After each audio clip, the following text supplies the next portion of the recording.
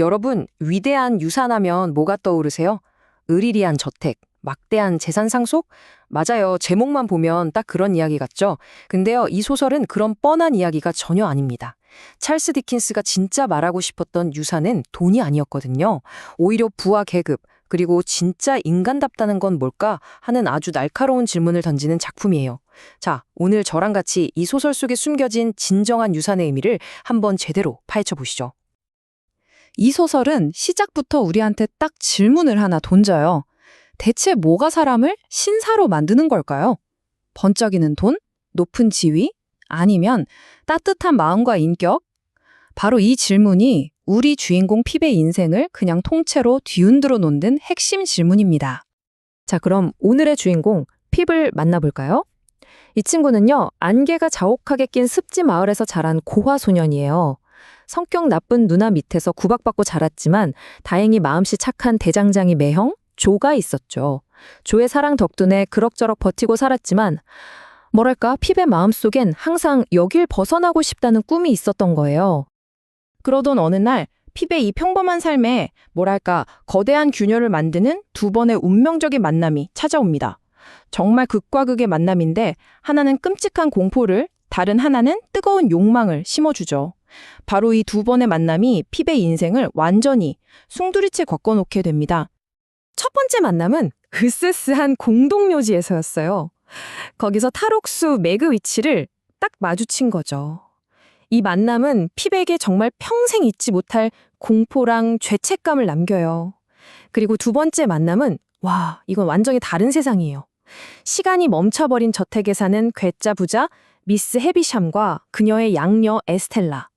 에스텔라는 정말 아름다웠지만 마음은 얼음장처럼 차가웠죠. 바로 이 만남이 핍의 마음속에 처음으로 야망과 함께 수치심이라는 감정을 심어주게 됩니다. 바로 이때 에스텔라가 던진 한마디가 핍의 인생을 바꿔버립니다. 제 손 좀 봐. 얼마나 더러워? 신발은 또 왜 저렇게 촌스러워? 이 경멸이 가득 담긴 말이 정말 비수처럼 핍의 가슴에 꽂혀요. 난생 처음으로 자기가 너무 초라하고 부끄럽다고 느끼게 된 거죠. 그리고 바로 그 순간 나도 꼭 신사가 되고 말겠어 하는 강렬한 욕망이 활활 타오르기 시작합니다. 이러다 보니 핍은 아주 거대한 착각에 빠지게 돼요. 미스 헤비샴이 날 후원해서 에스텔라한테 어울리는 멋진 신사로 만들어주려는구나 하고 믿어버린 거죠. 바로 이 위대한 기대가, 이 잘못된 믿음이 핍을 점점 더 자기 삶에 불만족하게 만들고 결국엔 자기를 정말 사랑해주는 사람들로부터 멀어지게 만드는 시작이 됩니다. 자, 그리고 드디어 핍의 꿈이 이루어집니다.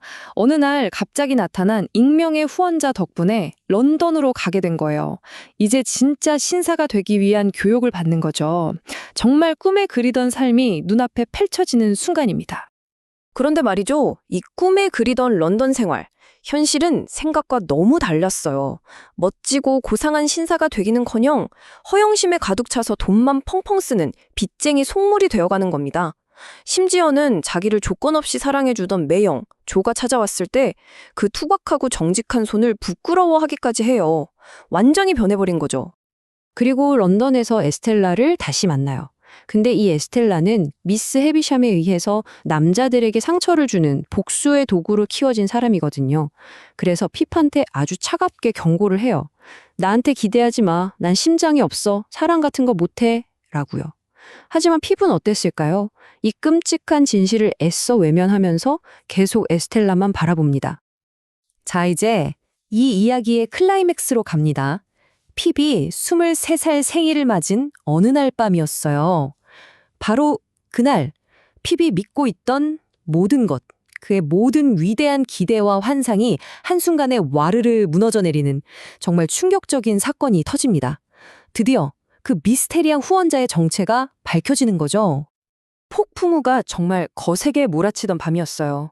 누군가 문을 두드렸고 문을 열자 흠뻑 젖은 한 남자가 서 있었죠. 바로 이 남자. 이 남자의 정체가 밝혀지는 그 순간 핍이 지금껏 쌓아올린 모든 세계가 말 그대로 산산조각 나버립니다. 네, 충격적인 진실이 드러납니다. 핍의 후원자는 우아하고 고상한 미스 헤비샴이 아니었어요. 바로 어릴 적 공동묘지에서 만났던 그 탈옥수, 에이빌 매그위치였던 겁니다. 매그위치는 자기가 평생 번 돈으로 핍을 신사로 만들었고 그 작품을 직접 보기 위해서 목숨을 걸고 유영지에서부터 도망쳐 온 거였죠. 자, 여기서 정말 중요한 게 핍의 첫 반응이에요. 고마워했을까요? 아니요. 그는 깊은 혐오감을 느낍니다. 자기의 이 모든 멋진 삶이 존경하는 미스 헤비샴이 아니라 더럽고 천한 범죄자의 돈으로 만들어졌다는 사실에 역겨움을 느낀 거죠. 이건 핍의 마음속 깊이 자리 잡은 계급의식, 그 속물근성이 그대로 드러나는 장면이라고 할 수 있습니다.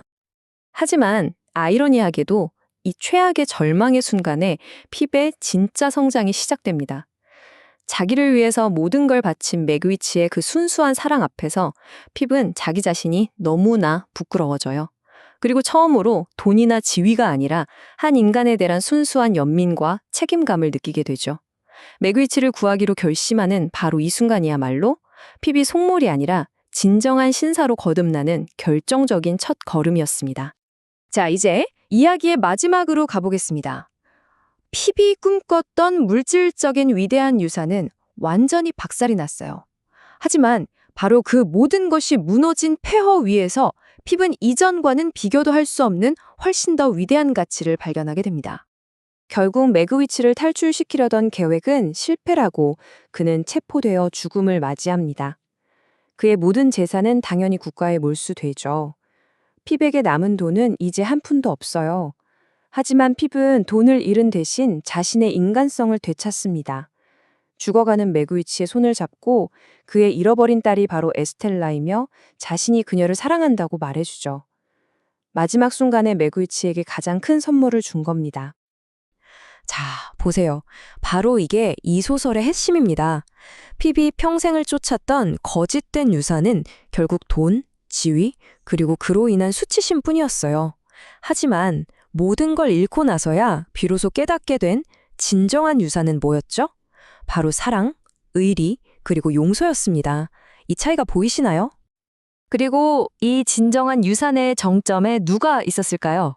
바로 핍이 그렇게나 무시하고 부끄러워했던 매형 조였습니다. 모든 것을 잃고 병든 핍을 아무 말 없이 돌봐준 사람은 바로 조였거든요. 핍은 조의 그 조건 없는 사랑과 용서 앞에서 비로소 구원받고 깨닫습니다. 아, 내가 알던 사람 중에 가장 위대한 신사는 바로 이 투박한 대장장이 조였구나 하고 말이죠. 그리고 소설의 마지막, 오랜 시간이 흐른 뒤 핍은 에스텔라와 다시 만나게 됩니다. 이제 둘 다 헛된 기대나 환상 같은 건 없어요. 각자의 삶에서 고통을 겪으며 성숙해진 두 사람이 드디어 서로를 있는 그대로의 인간으로 마주보는 거죠. 사랑이 아니라 어쩌면 친구로서 새로운 관계를 시작할 수도 있다는 희망을 남기면서 이야기는 끝이 납니다. 결국 이 위대한 유산이라는 소설은 책을 덮은 우리에게 질문을 던지는 것 같아요. 여러분의 삶에서 여러분이 기대하는 진정으로 위대한 것은 무엇인가요? 더 많은 돈과 더 높은 지위인가요? 아니면 사랑하는 사람들과의 관계, 서로를 용서하는 마음, 그런 인간적인 가치들인가요?